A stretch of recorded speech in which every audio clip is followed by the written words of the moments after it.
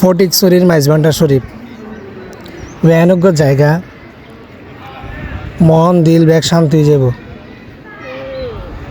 এই জায়গাখানত গেলে খুব বেশি ভালো লাগে।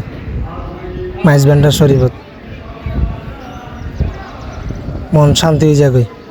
মন শান্তি করিবার জায়গা, মনের দুঃখ লইয়ে নে মনের কষ্ট শেয়ার করিবার জায়গা, ইবাদত বন্দেগী করিবার জায়গা।